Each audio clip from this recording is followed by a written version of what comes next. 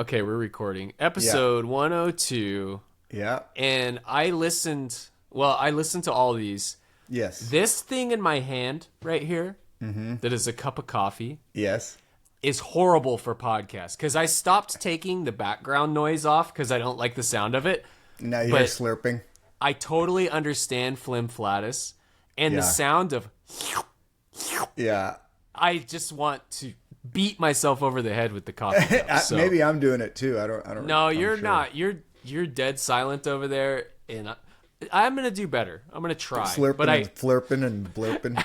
At the same time, this coffee is filled to the top. So yeah. You're like starting at 103. We'll do it. We'll fix it.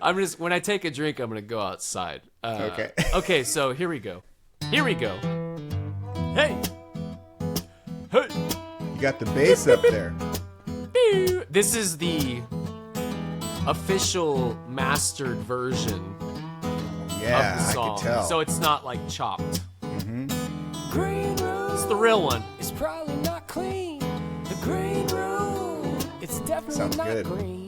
The green room. Can I get some Turning. more ice? If you're not in the band, Turn away. You're hideous. I need like some sort of a non-slurp straw. Yeah, Hello, yeah. sharks. You need a bib and some kind of special cup. My studio is... I actually have many flaws in this studio. One being the slurpiness. Two being my nose. Oh, I see. It's not the studio. But It's literally just you. Well, but no, actually, three, this chair that Creak. my wife convinced me to get this chair that's really cool looking and blue and like has gold thingies on it. Is it ergo? It squeaks. Ah. Squeak. Yeah, So my whole studio is like, I redesigned it like a couple years ago, Yeah. but it doesn't sound good. It's like, it looks cool, but it sounds horrible. That's usually the way it goes. It's like, hey, I'd like you to meet Tiffany, gorgeous, real jerk. Yeah.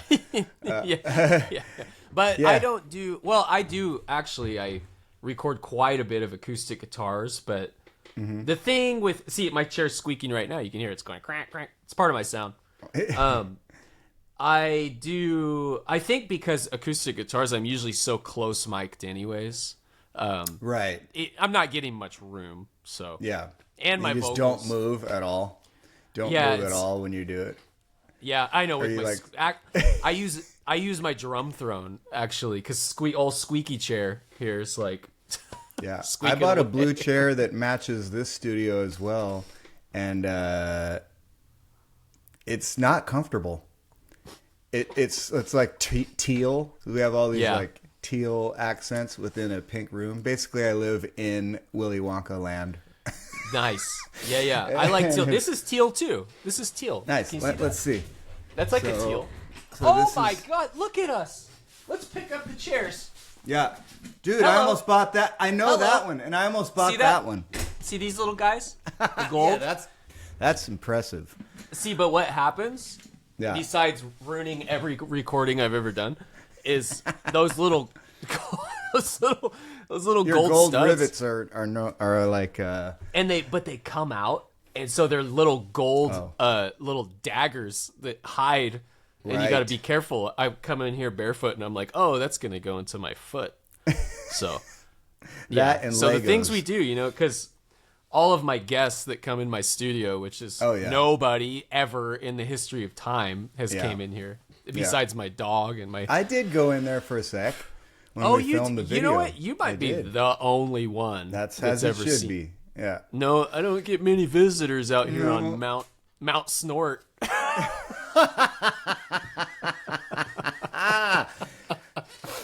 Snort. God dang it. Well, Well, it's part of the charm. anyways, here we are. I know listeners don't care about this, but we appreciate you because we got some good numbers last week. What happened? What did we do? Last week was like 3 times normal amount, if not more. So whatever's going on, keep spreading the weed. Keep reals. snorting the snort. I Dude. shouldn't say that. Yeah, don't keep snorting the snort. No, well, Yeah. just occasionally. But no. Yeah. No, it was nice. I like to see that. It's like, I get sad when the numbers are at there's a certain level where you see it. I don't need to say exactly what it is because single digit. It's mysterious, and I'm just like, what?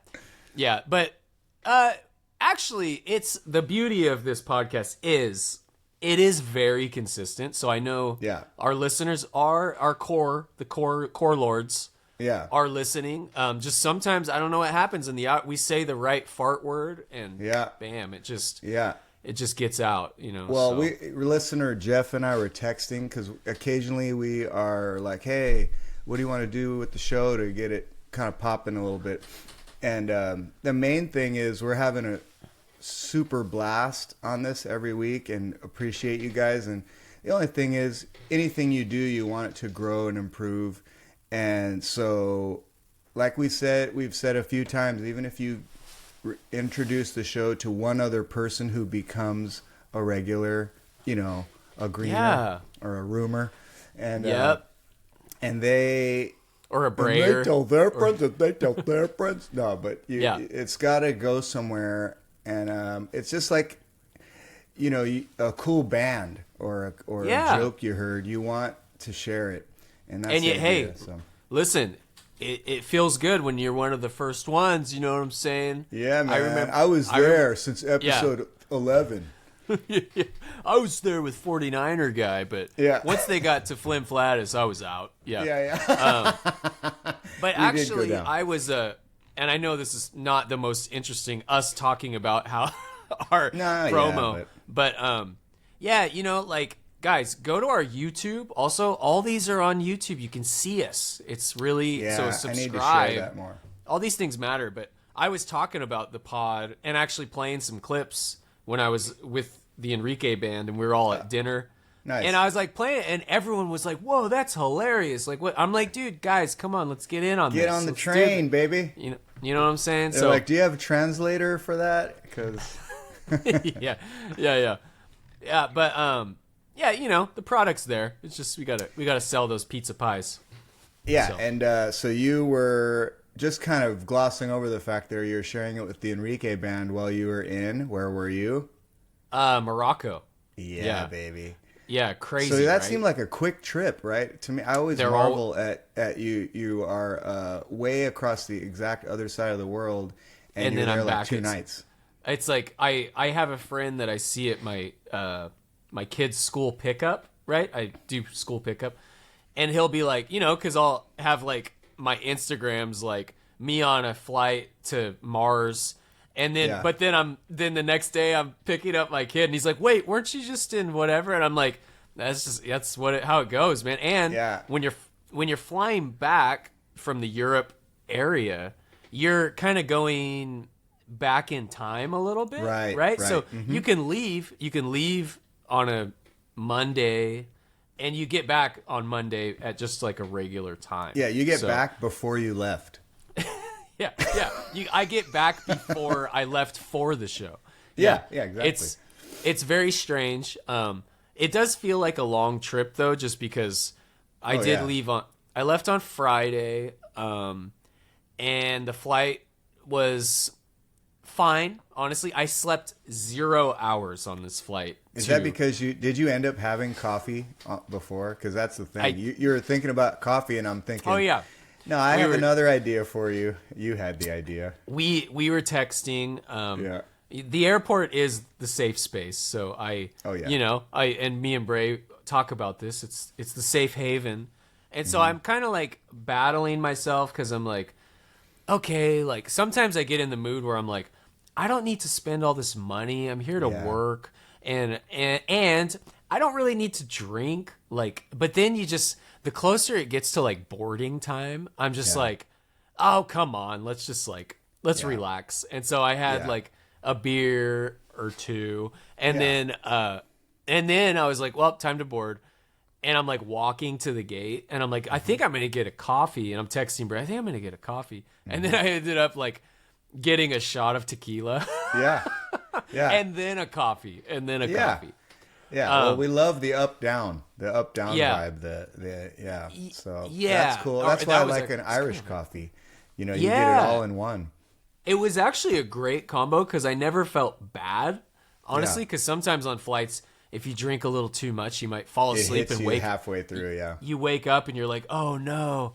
I felt fine. Oh no, I feel like shit, and it's 5 more hours. Exactly. Yeah. I felt fine. I just stayed awake and watched a million movies. Anything good? Would you? Usually it's like, oh gosh, it's either Mary Poppins or Speed 2 or. This was pretty. The selections were a little rough, honestly. It was going to Paris, so it was a lot of French movies. Unfortunately, I don't speak French. Yeah, and many of them didn't have subtitles too. So, I watched one that was where Ben Affleck was Affleck. He was a basketball coach and like a, kind of like a downtrodden, like has been that like he, because of his dad, he quit playing basketball, but he had a full ride scholarship and then just kind of went into like working some But that's kind of newish, right? I think I've seen ads for that. It's actually really good. For whatever reason, when I'm on flights, I get like super emotional in movies. Yeah, like, cause I feel love like this. I feel like I'm like, well, I don't feel like it. I am away from my family. Yeah. And so I'll watch these movies and I'm like, I need to be better. And like, I'm not there right now. And I see these movies and I'm like, oh, he's such a good coach. And dude, do you get tears, bro? Come on, admit it. I do. I love well this. up on this the silliest things. Yeah, it happens quite a bit. They say that there is an actual thing when you're on flights that like something happens to our bodies even, and that happens. We're just like more emotional, and we think we're in our own world more too. You're in headphones and you're kind of like out in space. It's like a no world. It totally does it to me too. It hits me, dude, and it hits me quite often. That one really got me. I was like, oh my gosh, and like maybe it's maybe it's everyone farting around me. It kind of gases. That's why your eyes. That's what's going on. No, but I'm always like, I do a lot of planning and dreaming, like daydreaming kind of style. Like I make. Maybe I've shared this with the listener before, but how I keep organized on like all these gigs and everything and just rehearsals and daily life is through ongoing email with myself. Yes. I do the same. I do the same through text and it goes to it goes to a text to me. Yeah. And that's my notes of life. Really. Yeah. And for me, a text, I don't know why I don't feel as solid with, I'm going to find it or something. I think email, like, anyway, so I do it there, but I also make all these plans for, okay, it's April. What's the second half of this year goals and like by this date and this date. And it's fun. Some of it's like travel to here or, finish this live record, which is what I'm working on from the release party. And they can be music oriented. A lot of them are because they're career, but some of it is like health stuff. I want to hit this, and so it just feels good to have a restart. If somehow a flight does that too, you're like, a little bit. It feels like I'm gonna land in this new place, and there's something happens, even if it's not very far. You go to Denver or something from San Francisco. Somehow, at least to me, when I get off the plane and I step into the airport of the next place, the destination, there's some start, like, here we go. That's how. Do you get that at all? Yeah, I think I do. Yeah, because no matter how worn down you maybe think you are, or you actually are. Oh yeah. When you get off a flight, it is kind of like, okay, yeah, like here we are, like, yeah, it is. You got to go get your hotel or whatever that you don't know what's ahead of you in a way. So you do feel weary from the travel, but there's something like your mindset shifts, I guess. Yeah. You say, okay, now I got this ahead of me. Now it's time to either like get mentally prepared or chill, kind of rest for the next day's rehearsal or gig. And for me, that often means I'm going to like get back on the laptop in the room, maybe get a bite and kind of get my head together. This is what I did before our last rock and roll team building, for example. And I'm going to admit now, this is going to be kind of funny so our rock and roll team building gig that you and I do and some of our friends is a quick reminder. It's a corporate thing, project and company that we're involved with that does these cool presentations for huge companies where we show how the same approach to making a successful music band or a song, you use that, and those are the same principles to be successful in a business or in life. So it's got these hour or two presentations. And anyway, so they have a new one they're offering, which is called Soundtrack Stories. It's a bit more on the personal side. You talk about song that's changed your life. And so I was going to do my first one hosting that, and we all went to Del Coronado Hotel. Like, that was the shit, and we talked about that last time. Yeah. So, but when I arrived, here's what I'm long-windedly getting to is I didn't want to talk to anybody from our team because I wanted to get mentally prepared, and I knew if I start hanging out, we're going to party. Yeah. Like we did the second night. So yeah, because that band. Sorry to cut you off. That band is very much like it's really hard to be like lame in that band. Like in other bands, it's easy to be lame for me. What do you mean by lame? Also? Lame meaning like, "What's up, guys? I'm going to my room." Like that. Okay, that's lame. Because a dud. Being a dud. Like with the Enrique band, I'm just gonna say it. I'm pretty much a dud because I'm. Oh sure. I just don't go. And we have a couple really young guys in the band, and they're like, "Bro, let's go freaking ride 4-wheelers out in the desert," you know. And I'm like, that sounds amazing, and you should do that. I'm gonna go in my room. Go ahead, young bucks. Young bucks, live it up. I will live. Tell me all the stories. I'll watch your Instagrams. But yeah, I'm very lame.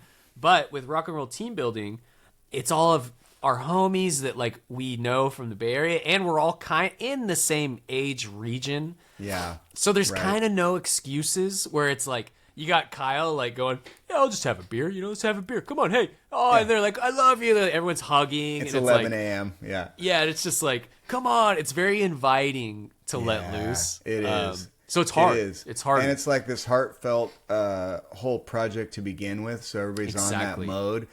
And so I kind of, my room wasn't ready. So I could not just go and hide like I wanted to do. And it was like, I don't know, 2 p.m. when I got there. And I thought, it's going to be ready. Or maybe 1 when I got there. I'm like, I'm going to like really get centered in the room. And nope. So it's not going to be ready for quite a while, apparently. And I go to the restaurant so I can go spend $200 on a cheeseburger or whatever. Exactly. And I'm trying to hide, frankly, because I don't know where anybody is. And I'm seeing the group text that's got like, Jackie and Kyle are at the pool, like living it up and doing it right. And I'm totally. Like, if I see them, I am not getting anything done. And I won't be probably really sharp tomorrow because I just know how I am. And I haven't seen them in a while. I'm happy to see them. So I hid. I'm like literally in the shadows in the restaurant trying to enjoy the weather a little. It's like outdoor. I'm kind of like. You have like a Mustache Harbor mustache on. Yeah. Looking big glasses. Yeah. Some big neon velvet glasses. And a wig for some reason. That looks the same as my regular hair. And you're so disguised that you're standing out. I'm so disguised. I'm like, I look like a fruity stranger. Wait, that's how I look. So then I see Kyle walk by. Oh shit. I see Kyle walk by, and he's kind of scanning the area, like looking around, kind of slowly walking and really on the tilt, checking out side to side. Dude, I literally like backed my head behind a pillar. I felt so bad. I'm like, sorry, dude. He starts to get like really close, and you like throw something. You're like, Yeah. Cause a commotion in the other direction. Oh my God. So yeah, That's I didn't hilarious. end up. And then Wendy got there, who was doing the next day's daytime thing, just she and I. Yeah. And Nicole, of course, who is overseeing everything. But Wendy was going to be on stage with me the next day for the intimate kind of session. And she's like, got there and like, hey, I want to go over the stuff, you know, and like, Yeah. because everything she says is in 2 notes like that. Yep. And I was like, I don't know, I'm good, which is unlike me. Normally I'm like, yeah, let's rehearse and run it. Yeah.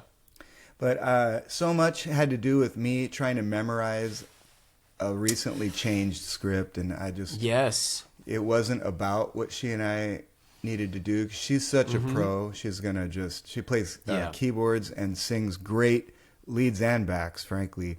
Yes. And her part of it was not as much the MC as mine, so it was just more that I needed to get ready. Sorry for all this, listener, long-winded, but it's just about deciding how much you want to party when you're on the road, really. Yeah. That's what I totally think. I mean, it's real. Usually whenever I have a gig that it's either something new. It's usually if it's something new that I'm not very comfortable with. Yeah, exactly. I do not want to hang out with anyone because it's based out of fear for me too. Sure. Because I go, listen, I'm saying listen to myself. Listen. Yeah.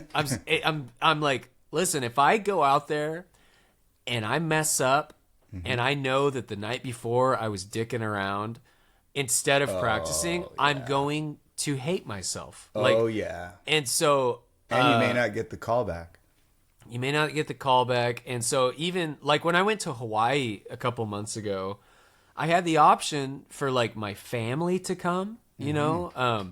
And I was like really considering it. I was like, I even asked Amy, I was like, do you want to go? Do you want to go to Hawaii? And she's like, no, I hate Hawaii. Hawaii sucks. Yeah. Why would I want to do that? Yeah. Yeah. But the more I thought about it, I had to totally just shut it down. I was like, so she said yes, and then you had to go. I heard there's a tornado. Yeah. There's a big thing with the Spam out there. It's going they ran bad. out of food. And so I know you love Spam.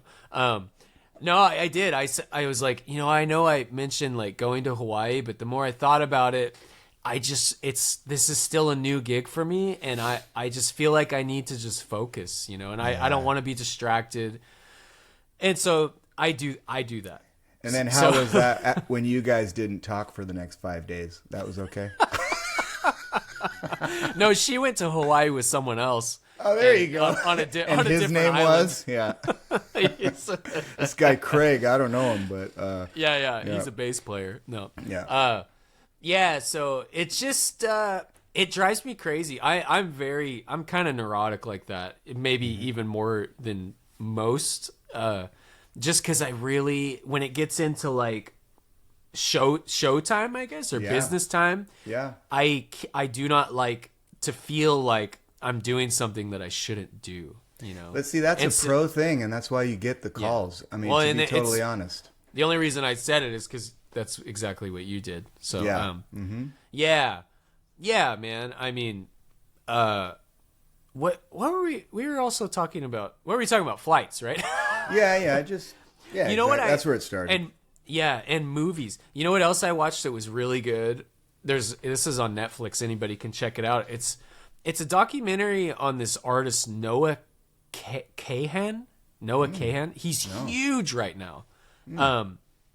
He's a really folky guitar. Kind of sounds like Mumford and Sons. Honestly, it's something that normally would just. No wonder I haven't seen it. Yeah, it would pass by me like I wouldn't care at all. Yeah. But watching the documentary, he kind of like earned me as a fan. I got you. I definitely respect. He's like a cool dude. He's a young guy. He's probably like 25, but yeah, it's a really good doc for anybody to watch. Nice. And it was actually very inspiring too. Just watching someone going from like nothing to. Yeah. It was really about his family too. So I'd highly recommend it. I cried on that one too. I love it. Does he play with a band, or is he up there solo for his shows? He plays with the band. Plays with the band. Really good vocals.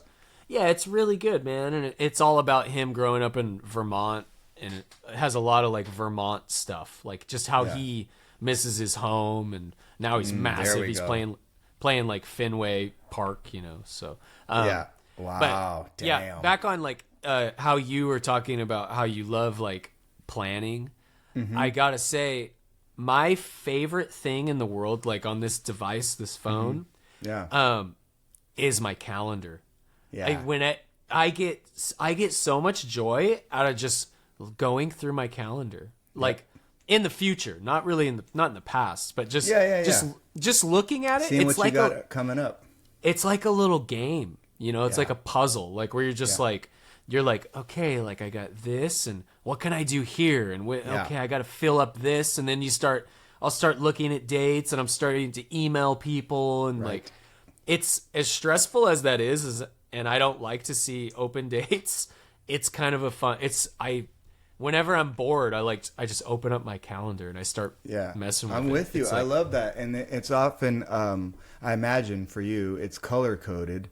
Right, with different projects or different things, so that's kind of cool too, because you say, "Hey, I haven't seen a green entry in 3 weeks," so whatever that means, like new moon on Monday needs to get something happening because it was only 2 last month or whatever. So it's pretty. I totally am into that, and anyone who wants to make a living doing this, you generally need to do like 3 to 6 things all at once. Oh, yeah. And so you're going to have to stay organized. And this is one trick to keep yourself busy, literally working. But I will warn you, my friend, because when you fill every day, you get overworked. And so you'll be Jeff in February. Yeah, man. And sometimes you want to see the empty day. You want to see it. And you go, good. I'm going to chill hard that day. I'm going to, whatever, go to my kid's game and whatever is going on. Exactly. Or I'm going to go for a hike and then drink too much at a Mexican restaurant. I mean, you're going to have... I'm going to hike to a bar and then roll down the hill. With my feet in my pocket. Yeah. Yeah. I mean, like, I have tomorrow off, and I am looking forward to it as much as I do want to work.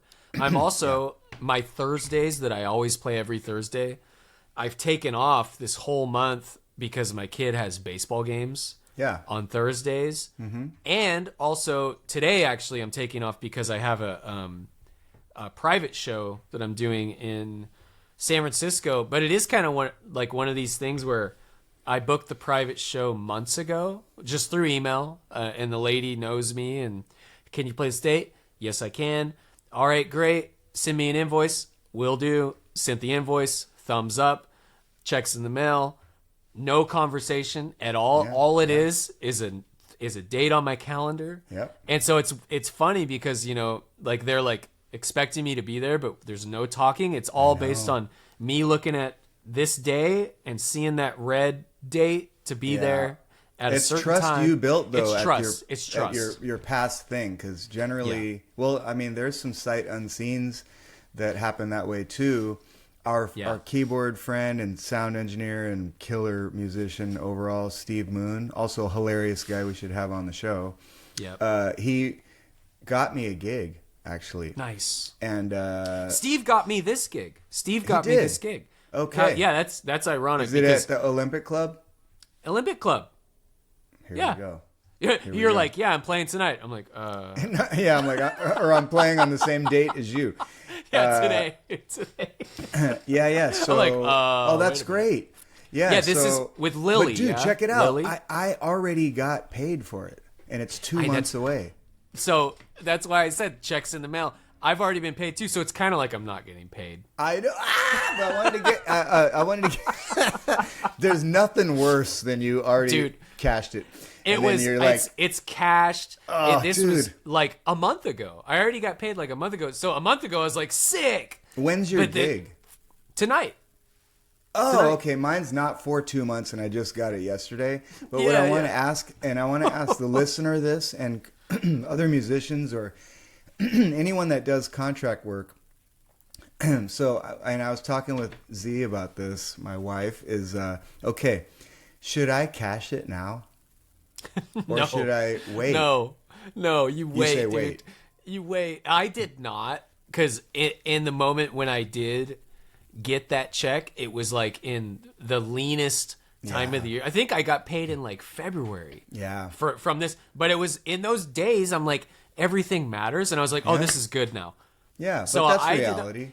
And because, yeah, dude, I generally would not, because there's nothing worse. Yeah, you're like, the ideal time to get... Feels like you're working for free. The ideal time to get paid is honestly, for me, I love doing a gig and boom, and you're walking away. It's like very primal. It's like I'm going out to get the dinosaur.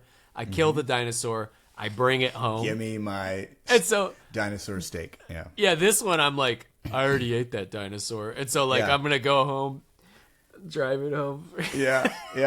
But so here's my argument. Oh, because Z said, if you save the check, your future self will thank you, which is what we're talking about. Absolutely. Absolutely. Okay, we're trying to pay off some big credit cards right now. And then with credit cards, you'll lose money if you don't pay them off. There you go. And I feel like this is literally the interest that I'll be charged in that time. Yes.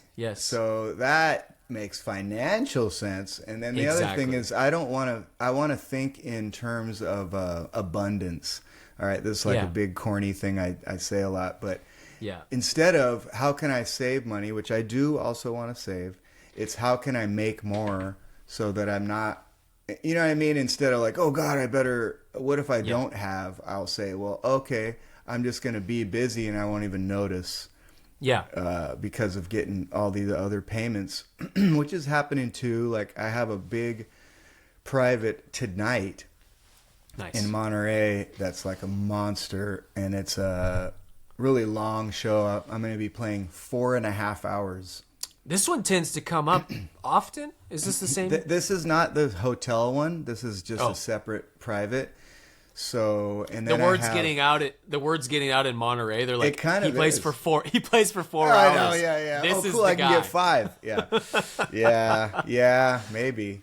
But it's been fun. Cool. I like it, you know. And I have 6 shows in Monterey this month alone. Nice. So it's kind of a lot of driving. That means I'm spending about $4,000 in gas. No big deal. I know it's, dude.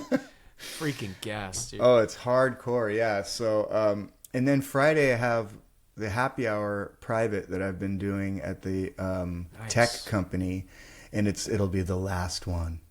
Oh, is that good or bad? They're stopping. It's bad because that's that's been a really lucky, easy monthly gig that's really helped. You know. Yes. Yeah. And they're ending. Everything happens like that, right? These corporations, you'll do a residency. They don't last forever. It's like, okay, the Caesars in Vegas is, you know, done with Elton John. They're not going to have him for, 10 years. So. Yep. Everything comes to an end. Yeah. Yeah. And instead, because at first this goes back to the abundance thing. And at first my instinct is like, no, I'm losing this much a month, instead of something else will come, or I can reach out and do it. That time will open up. Do something else, man. Yeah, that makes more, hopefully. You know, that's what you want to do. But it's hard to think that way sometimes because this is a weird biz, man. It is. And you're a little bit on the, mouse wheel and kind of like trying to figure it out. So that's part of the fun. Yeah, it is. And we have talked about this extensively. It's the only way people like us can function. Like, it's just, I just couldn't, if I knew exactly the amount of money and the amount of hours I worked every week, it would just, would not add up and make sense, right? You're like I would just go insane. But even you and I aren't really willing to do much teaching, because that's one way that our peers do predict their income. I know. And I don't want to do that, but people are great at it. Nervo is really an excellent teacher, and I think it works for his lifestyle more.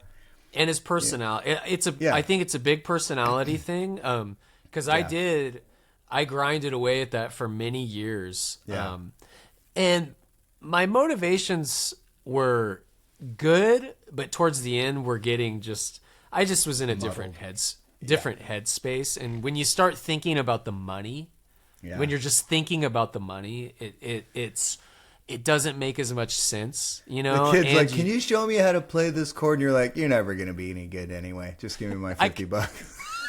You kind of, whatever. You just kind of start to get like that. But it's something that for me is a back burner thing, because I do love teaching. When it's, I mean, I think overall I love teaching. I have said many times that I don't really like teaching young kids too much, but I think I probably will shift the older I get. And also having kids and you're getting so good with being with them and understanding it. Yeah. So.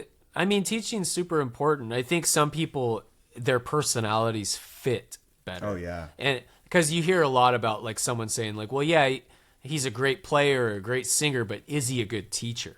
Right. Yeah. And so I think, not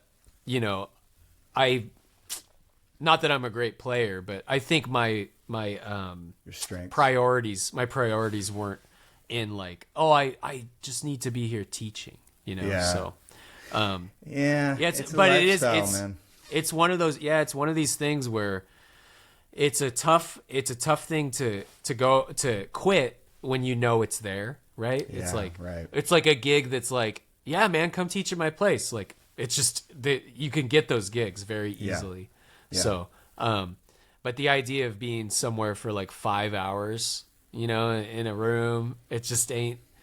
And I know of many people, it's more. I would teach at a studio, and I would also drive around house to house. Yeah. And that's actually where I made better money. Mm-hmm. But man, that was tough. God, it was like so much work. I would think you might like that more because it's just kind of more maverick and variety. No, than the drudge of the same studio. I did like it, but it was like, you know, my teaching days, I would have to mentally be like, okay. Yeah. And I would get off teaching and just be like, oh, God. Yeah, it's exhausting. like that last student, I would be like, yes. You know? See, that's how I think it's like for my wife being a dentist. Yeah. She's in the same basic, you know, room or building and just patient after another, one after another. Yeah. And it's all intense. You're like hyper focused and your hands and eyes are kind of straining for like 8 hours. Dude, she is like burnt. When she gets home, I'm like, hi, babe, how's your day? She's like, on my way. You know? Yeah, man. When I go to the dentist sometimes, I've had, like, the same lady is always my dentist, and she's awesome. Sometimes, though, she'll freaking grind on my teeth so hard. Like, and I'm just like she's mad at you? Yeah, I'm like, but she'll be like, looks good, everything's good. Like, I've never had a cavity in my life. Yeah. But sometimes I'm like, are you okay? Because this hurts so bad, you know? Yeah. But I'm kind of like one of those people that the same thing with a haircut as they're just butchering you. You're like, it looks great. It's fine. Yeah. I won't say anything. I know. I'll just be sweating. Yeah. We're the same, but boy, is not everybody that way. I mean, I hear all these. There needs to be a different podcast about it that Noelle does. She would be great at it, but that just tells the stories of every kind of patient that comes in. First of all, the only thing I'll share is this. Half the people she sees say to her face, I hate the dentist. Right, yeah. They're like, how's your day? Awesome. Yeah, I know. That's like, could you imagine? You like, as soon as you get to a gig, they're like, oh yeah, just set up over there. Man, I hate it when you get here. Yeah. I really hate solo acoustic musicians, especially. Yeah. Especially solo. They're like the worst thing in my life. Yeah, so this will actually be the worst 3 hours of my week. Yeah. But anyway, go have fun. Go have fun. And we paid you 3 months ago, so you're not, you know. Yeah. Dude, so I did this, a different Monterey gig, another private, since we talked not too long ago, and I wanted to touch on this, a little thing that happens to us. all the time, it happens with bands too, is the person hiring me said, we would like heavy new R&B. Huh. Okay, meaning... I've never gotten that. So meaning... Well, I wonder why. I have a Pantera you have Pantera shirt on. Well, I have a Ryuichi Sakamoto, which kind of does sort of fit. There you go. But, so it's saying we're going to play 3 hours, and can you please heavily use like R&B music, especially some newer stuff. They sent a clip even to say something like this. Dude, it was like a Chris Brown ballad I'd never heard. Like, what? And it was so not even rhythmic. It's like the guy's just barely strumming like some arpeggios, and it's mostly just singing. He just like it's runs. just all exactly. That's it. And baby, I believe I can fly. Nothing's better than William Hung's version. He's like a siren. So good. Well, William Hung in general. Dude, that is something that is like hard. That's hard, right? For me, it is a little bit wheelhousey. A little. I'm not saying I'm Chris Brown, but less violent. As good of a singer, but less violent. No, just kidding. Yeah.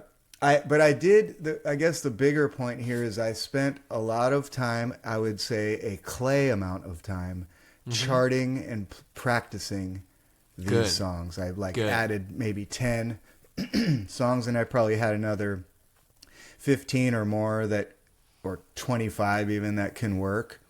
Yeah. And then you That's can a fill lot. it out That's with... good. Yeah, I was okay. That is exactly, I think, the definition of you. If you put 25 songs in that genre, you could say, that's easy to say. Yeah, it's R&B heavy, right? Oh yeah, I would say so. Oh yeah, and then there's tweener songs that you can make kind of work that are, you know, Timberlake stuff or whatever. So for sure. So I get to the gig. It's raining so hard, and am way back in the back of a like a nice rustic hotel spa complex, and you just have to walk through the sleet to get there. There's no way. It's not one big building. It's a bunch of smaller buildings. So already the gear worry is there, okay? Because our PAs are covered with covers, but it's still getting wet. Yeah. And I used an umbrella, so then I'm only have one arm free, and I kind of had it wasn't great for the what do you call it, the roller cart, because it's gravel. It's all gravelly. Yeah, dude, it's just, and then the like, thing's all rocking. Yeah, exactly. It's a tall pack, and then there's that, man, like that thought. You ever get like one of those wobbles, and you're just in your head, you see yourself like the whole thing falling, and then you're like, oh my, like, I think mine's fallen. Not in the rain, but it has fallen. Mine's fallen too, and it's just, that's the most degrading moment of a musician's life. You know, you're just somebody else with like a dirty apron's like, you need a hand? Yeah, you're just like no. this is what it's come to, huh? Oh yeah, and I've already spent my money. And my money's paid 2 months ago. Yeah, so finally I get back there. I start asking like someone else who's working this event with me if they know anything about the crowd. It's only 50 people, okay? It's a corporate, and they're already have been drinking and doing things. And they're like, oh, you know, it's mostly around 65 to 7-year-old oil workers. Dude. So that's pretty much it, okay? So that's like the most anti R&B, right? Exactly. Well, they were, because they were. Yeah. Where were they from? Texas. There you go. What the hell? I'm like, okay. You're like at least Houston, right? They're like, nope, Edinburgh. Yeah. Exactly. Yeah. Sludgeville. I'm like, okay. So I kind of look at, and as people start to arrive, cowboy hats. Not Beyonce cowboy hats. Not Beyonce cowboy hats. Dressed up, but bolo tie dressed up. Okay. Like, you know, stitching and embroidery. Ooh, yeah, explain bolo tie. I don't know. So bolo tie that's like it's a straight. It's like a brooch with two black KFC kind of KFC. KFC. The Colonel. Yeah, they got Colonel ties on. These are just like two. It's just like a little belt for your neck. Bolo tie. I like that's a good look. Actually, I want to get one of those. Yeah. You know what you should do? Wear it with a tank top. That'd be a good look for you. Hot. Yeah, that's so not quite R&B. That's more EDM. Oh yeah, exactly. Which is a good fit for me. So I have the songs ready, but I play a couple of them. First of all, they said it was only going to be in one location. That always gets burnt, and they go, "No, can you set up for the happy hour over here?" And it's raining, so then they said, "Play your first hour unplugged."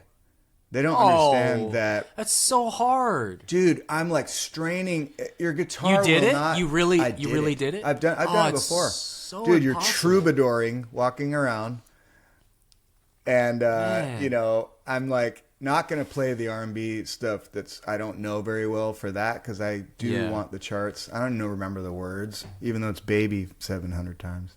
Yeah. But I kind of did some more standards, and as I was doing that, I'm learning. Oh, they wanted every country song I played. They're like stomping and clapping and like, yeah, man, patting me on the back. There talking it is. About, whipping me in the face with their bolo tie and loving it, spanking me. Bolo ties flying in the air. Yeah. So then I go into the dinner part and it's twice as big a crowd. Not everybody was there for the happy hour. I thought, the R&B folks will be late. And so fashionably late, of course. So they're coming. Dude, you still have faith. You're like, they're coming. Yeah. And maybe a couple. I don't know, but it still seemed like the entire people there were not. I don't know who wanted R&B, but that person was never there. And anytime I played those, I don't know if it was my imagination. I thought I heard "knock that shit off" or "boo," like, what are you doing? You're starting to like hallucinate like Oasis. You're like you think you see a bucket hat. You're like, yes. It's another cowboy hat. Shit. Hat. I love it. Yeah. Baseball hat. So it was can someone at least dude, I just spent all that time and I guess the problem is like who is hiring and what is are they just making a selfish like I like Chris Brown. So I want to hire you for a Texas private. This is what people listen to. Yeah. Dude. Yeah, that's so it's weird. Wasted so much. I mean, now I know some new songs, but it's not half of them I'm not likely to play really ever or too often because they were really I don't know. It's kind of like, okay. They were like the songs we played with Stefano. Yeah, totally. We're going to do an 80s night. He's like, how about Rock Steady by the Whispers? Okay. Those were some honestly, I was trying to those are songs I was trying to impress my Enrique band by like busting out some of those, but I couldn't remember them. I was like, oh, these guys will think I'm so cool if I play this song. And I was like, what was the song? I fucking forgot them all. It was Do I Do. Yeah, I was playing Do I Do. I was looking at our bass player. I was like, check it out. He's like, yeah, I know, fool. Like, he's like, I'm not impressed. He's like, that's every Sunday at church. Yeah. Exactly. That is 100% what he was thinking. He's like, turn around. Yeah. Well, that's a great song. And Stefano destroys. Oh, yeah, he's perfect. See, my thing with R&B, it is, and I've said this before, it's the biggest weakness in my set too, is some good modern R&B. And I can do it, and I need to add more, and I've slowly been doing it. But my thing is, I just always feel better about singing songs like me. Yeah, you should. And even if I sing Bruno Mars, I'm gonna sing it and I'm gonna sing the notes, but I'm not gonna try and like do emulate it him like him because it's just gonna be silly, and I can't do that anyway. So no, you shouldn't. So that's the thing. It's like I'll do the song to where you're like, that's the song, but that's like that guy singing that, which is song. cool though. That's part of the. I think people it's cool like too. That. And I think in R&B, that's maybe the hardest genre to do that. I think other genres are easier to kind of get away with it. Like in rock, I can do a rock song, but kind of sing it like an Americana guy. Oh yeah, and it's super cool. But that's related. I mean, have you ever heard of R&B solo artists doing rock? That's weird too, though. I guess that's just a toned down version, or like pops. You know, it's just there's easier ways to like meld that, and I think R&B is one of the trickier ones. It's doable. Yeah. Well, but and for, I'll say for a purist, I think a purist might actually maybe not be into it as much as the other genres. But it's because of this. One thing is, at least for newer R&B, the music is like kind of super minimal. It's very like beat oriented, and you might have the same 2 chords or 4 the whole time, and it's so dependent on all that decoration with the vocal. The vibe. And if you even do the vocal without runs, you'll be like, this melody, it's hard to even know what it is sometimes. Yeah, man, it's really pure rap. It's tough. It's like pure emotion. Actually, it's funny and surprising for even me to say this, but one artist that I could never sing is Enrique Iglesias, dude. That's interesting. I was going to ask, do you do Enrique songs? That's cool. I've had people ask me to do it, and so I have his songs ready. Yeah. But man, when I sit back and try and sing those songs, he's so like emotional, really, the way he sings. It's a really hard thing to fake because it's really part of the melodies, right? Yeah, like totally. he's like oh yeah, like, man. You know, I get you. Yeah, it's pretty rad. So his stuff is hard to like. You know, I guess I could do Hero. That's what I would immediately say. Even that, but I've tried to do Bailamos, which is a big one, and just the ways tonight we die. You know, it's like. It's so much. But see, now for me, that's a good fit. That is a strength for me. But let me just add, because all the emotional stuff, that's like right where I sit. But if there's something with like a pretty complicated guitar part with a lot of arpeggiations or like runs, or I need to kind of comp myself.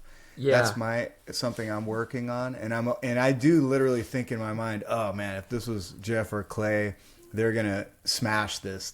You don't have to think as much about what your hands are doing, and for me, that's vocally. I'm like really pretty free, and so I do tend to lean on that, and then therefore R&B is a little bit better fit for me. But, sure. I mean, I'm working on all things. There's this guy I found from England that does solo acoustic stuff, and he's on YouTube. Dang, I wish I could remember his name. It's Danny the Walrus or something like that. He's like an older guy. But dude, I recommend looking him up because check it. He does thousands of videos and all kinds of styles, and he makes them his own. He never tries to sound like even close. That's cool. Yeah, and for him it works, and he like has severe change of key, which I also stay away from personally, but he makes it work.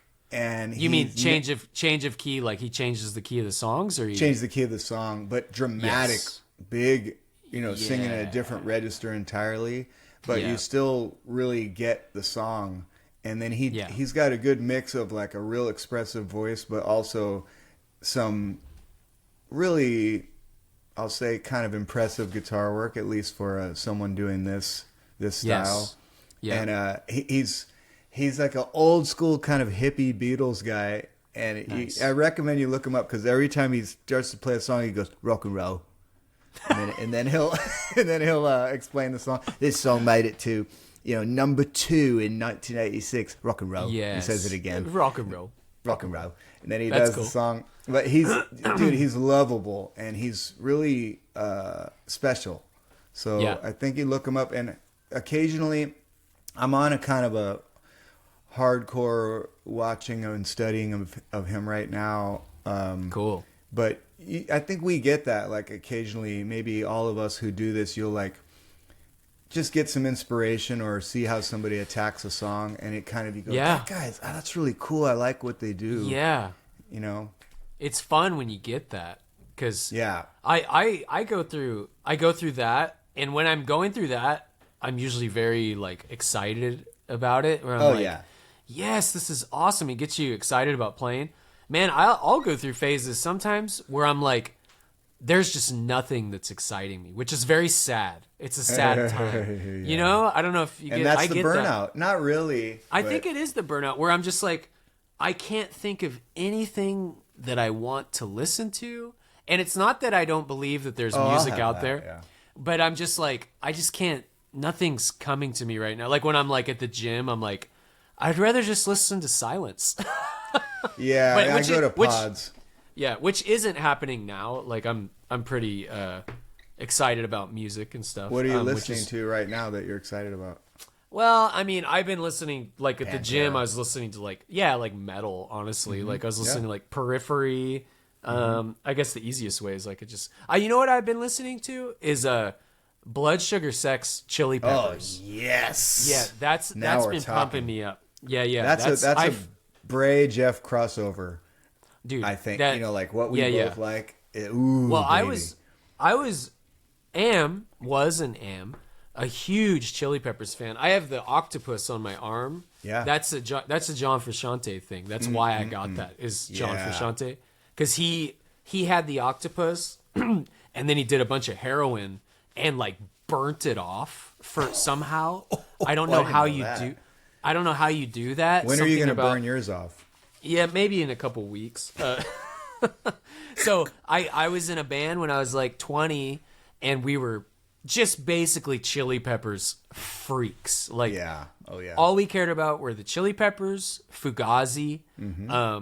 We were kind of an anti-rock band, which was weird for me because I was coming from. But it's funk. We were all about funk. Joy Division, all the really weird. Oh, I didn't know that. Yeah, it was all this anything that was like kind of just grimy and like chorused out. So you had a spazzy singer also. Yeah, we did have it, and he just kind of rapped a little bit. And the band was called Minds of Boggle. Nice. So, anyways, huge Chili Peppers fans, and so I actually, what inspired me is there's another great doc on Netflix with the Chili Peppers. It's all about Hillel. I saw that. I didn't watch it. It's freaking fascinating. It's awesome. It'll make you remember that band is sick. You know, they're not just. A lot of people go Chili Peppers. They're so whatever, but it's like, nah, dude, go back, check them out, watch that doc, put on freaking Blood Sugar Sex. And also they have one of the most. That's a masterpiece record. Straight up, it's a masterpiece. And they have one of the most impressive career arcs of any band, because it really seemed like how could they grow and go anywhere, even though they were killer, but they were kind of one-dimensionally, and then they change into like take on to the other side. Totally mature into a legitimately great songwriting team. Yeah. And like consistently too. They didn't just get lucky with one, and they still do it. And through, 3 decades, they keep going. That's rare, man. Any band. It's crazy. And to change styles, I would say to a degree within that, or at least expand to 2 or 3 other genres. So it's not like to me, U2, they do go across a lot of genres and they've lasted a lot of decades, and they're kind of like that, but it's not as dramatic a genre change as to me what the Chili's did. And dude, I'm impressed with them, and even like Kiedis making it work with what he does. Exactly, is like so badass. And just they're a real game changer kind of band because, I mean, listen to every song, every Chili Peppers song. Flea is going off. He's going off. Yeah. You know what I mean? Like, and that's freaking cool because when you have a bass player that's like not playing by the rules, it's like, it makes the guitar player have to go like, wait a minute, like I can't just like play a power chord because that sounds weird. Like you got to get super creative. Right. And sometimes be like, I'm just going to do like 2 notes. Right. And it sounds amazing, right? Yeah. Right. So I think that's something that people that kind of write them off, they're not, you got to go back. You got to go back and listen to. Right. Start with Magic Johnson and those early songs and like, whoa. Yeah. Good stuff. So that's been pumping me up. And yeah, just I don't know what else. You know what else I've been listening to? I'm looking at my playlist and it's bringing. Yeah. I've been listening to Merle Haggard. Oh, really? It's that's just like his guitar. I don't know who his guitarist was. So good, and just country music to me, like the old stuff. I just love how it's like you like a dog would understand what you're talking about. Yeah, you know, it's like, and that's like a beautiful thing. I remember hearing an interview with Charlie Parker, and he used to, after he would play sets in the 40s, like ripping jazz. Oh yeah. He would go and get wasted at another bar and just sit and listen to country music. That's what he... Oh, I didn't know that. That's interesting. And like people would ask him like, why are you listening to this stuff? And he goes, man, it's all about the stories. They're just telling these great stories, you know, and so I've been enjoying that too. Nice, just man. Some old country. And you play one or two Merles in your solo thing, right? Like I don't, but I would like to start. Like there's so many Mamas Don't Let Your Babies is a who did that first? I thought that was him. Was it him first? I thought it was Willie. I don't know. I thought it was, but I thought it was Willie, Mr. Willie Nelson. I haven't done that in forever. That's one that I have in my list. But when you don't do it for a while, as simple as it seems, everyone could get the chorus. We all know the chorus, but the verses, some of the phrasing, because if you stumble on some of these country phrases, you sound like a dummy, you know? Yeah, because it's storytelling and it's not always even necessarily a melodic thing. Yeah, and they're kind of getting the longer you don't play a song, and this is I want to hear someone like Clay's take on this because he does so many things well. Like, does he revisit things he hasn't played to keep them fresh? I do that myself. And I'll look through my song list and I make a new playlist called it's called Bitch, frankly. So it's me being a bitch for not playing these songs. Yes. And I go, oh, see, that's one of my bitch songs. So I better, because I'll be like doing these 4-hour shows and I'll keep skipping by the same song every time. Like, I do the same thing, dude. It's so real. What's the point of having this? I know. And then some of them you have to decide it's not worth the work. Yeah, it doesn't go over well or whatever. I have songs in my list that have made their way down to the bottom because that's how I do my set list. It's just a massive list of songs. Oh yeah. And so I don't really go like set one. I kind of do, but I'm always just reorganizing. And some start making it to the top or in the middle, but I got a big clump that are way down at the bottom.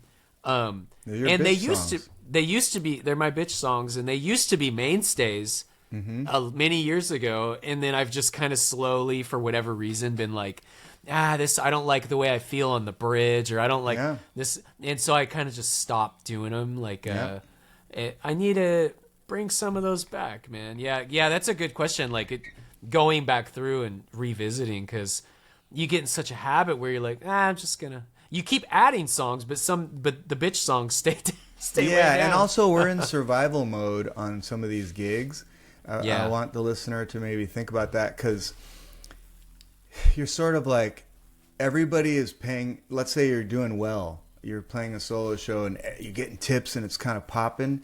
You kind of don't want to wreck it. You don't want to wreck it. You know, and it can happen if you play something either you're not comfortable with or confident about, or it's the wrong vibe, and you can't shoehorn it in just because you want to do it. It's like, dude, right now I need to play Hotel California. It's gonna work, and that's the way it is. It's very, and you do feel judged, and I do think there's something real about one song. You could start to lose the trust of people a little. Yes, bit. You know what I mean? Like, because when you you know when you crush They hear a song, you get a little lost, you know. Yeah, when you crush a song, you know people are like, "Hey, this guy's good. I like this." Yeah. If you kind of meander and you don't know, they might even say like, "Hey, on that one song, you sounded good." You know? Yeah, totally. Like I've had that where it's like, I really like the way you did that. Basically, what they're saying is that other song you didn't sound good. Yeah. Yeah, I feel that for sure. Oh, dude, we're like freaking flying through on time. Yeah. We better get to it. Let's gnar it. Yeah, let's yards to the Nart. And guess what? We had our good buddy, and I've got it right here. This is coming in from the one and only James Hello, Durbin. fine sirs. It's your friend, the Derbs. I have a yarnar. I personally yar it, but you know, it's open to conversation. Buying used shoes. Yarnar. Excellent. Well, I think it's literally one of the best submissions ever. That's a James Durbin. Look him up. He's a legend. Oh, God. He's been on the podcast. He's on there somewhere. I don't know what number it was. Buying used shoes. This is absolutely amazing. If you've ever seen James Durbin play live, his shoe collection is phenomenal, by the way. Oh, I don't even think I was fully He's aware of always that. got some badass shit. Love it.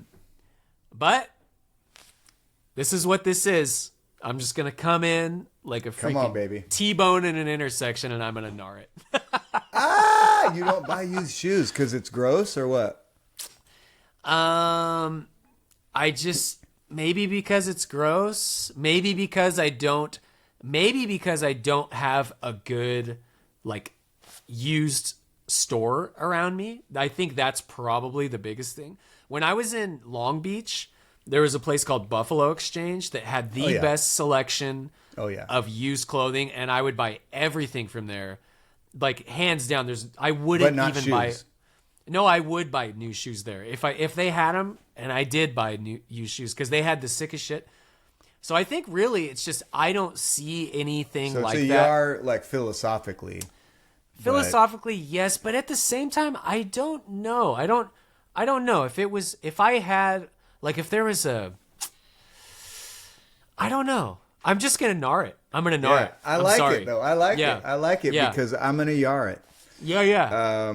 And I think it just depends. And it goes to my shopping philosophy, which is like, because when you said there's no store near you, there's eBay. But it goes to my philosophy of... See, but how are you going to know about a used shoe? And that's the thing is I buy a lot of things from Etsy and eBay, and I have I would say 2 out of 5 success rate.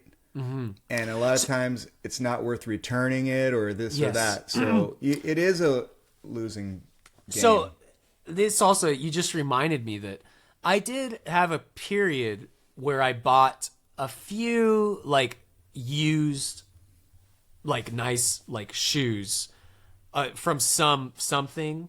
Yeah. And the results just weren't as good as I thought. But it was online. It was online. Yeah, I mean, you're going to lose sometimes. You know, I'll find some old Jordans that are like purple and orange. I'm like, It was something like that. I think I got some kind of a Jordan or something that was like, oh, these are cool, but there's something a little off about them. But I know the Derbs, he's got like these magical, like he always says, oh, I got this at like Ross.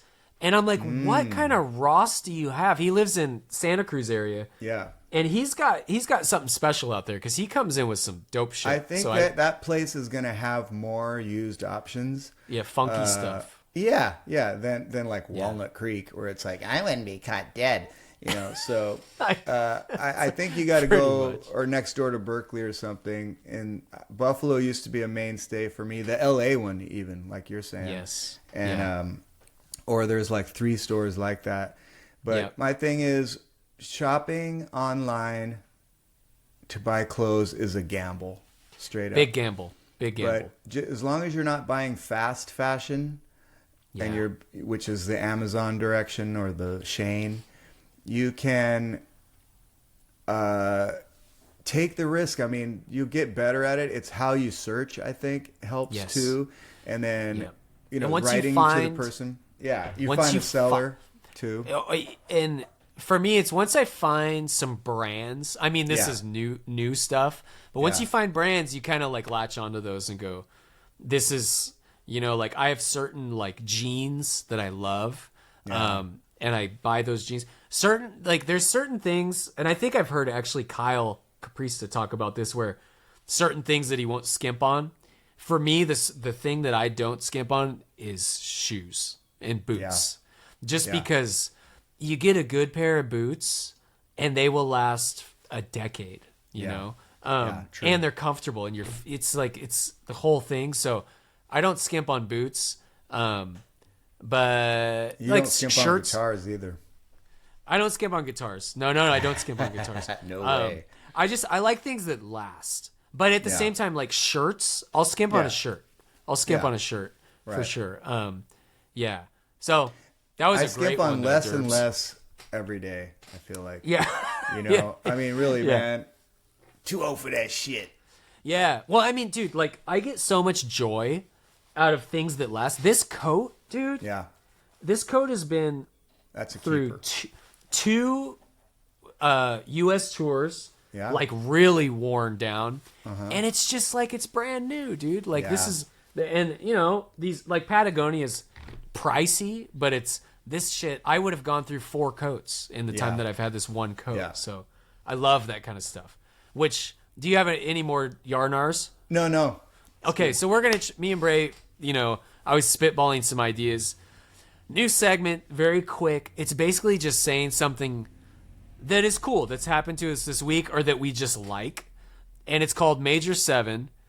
And so we're gonna end each episode with a little positive note or positive chord. Major 7. Yeah. So mine this week, I mean, it's just hands down one of my favorite things in the world that I go to sleep thinking about it. And I'm excited about it, and I wake up excited about it, and it's one of the greatest pleasures in my life. Coffee, straight up. Yeah! My morning routine of coffee, and it does change. I was thinking about it this morning. I was like, man, I've gone through so many iterations of the way I, inject my coffee. I used to do turmeric, and then that would cause stains everywhere. And it's always based, what's the new healthy thing? Lately, though, ever since I got back from Hawaii in February and I was drinking this Bolo coffee, every morning, man, I get my coffee. I put a little bit of butter in the coffee, coconut MCT oil, and you blend that shit up. And it's this frothy goodness. I urge anybody that loves coffee to give it a shot. What's the coconut thing you said? MCT. What's that?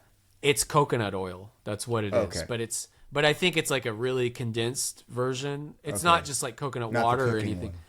No, I think it's maybe different. But I put it in a Ninja and blend that shit up. It is the best coffee. Baby. Dude, I seriously go to sleep thinking about it, and it's my favorite part of the day is coffee. I love it. That's it. That's mine. I want to hurry up and wake up so I can have my coffee. Yeah, pretty much. So. The positive Major 7 I'm going to give today has to do with our friend Jamie Brown. Yes. And so we haven't got into it on this show much, but he had a health scare and really did a big campaign to get some help from everybody. And he needed a surgery, which he got done and was able to go back and within a couple of weeks play some shows with his band Mustache Harbor. So he is such a brother. If something happened to him, I'd be pretty destroyed. So the positive is Jamie's on the mend and he's doing good. And Heck yes. That's pretty rad.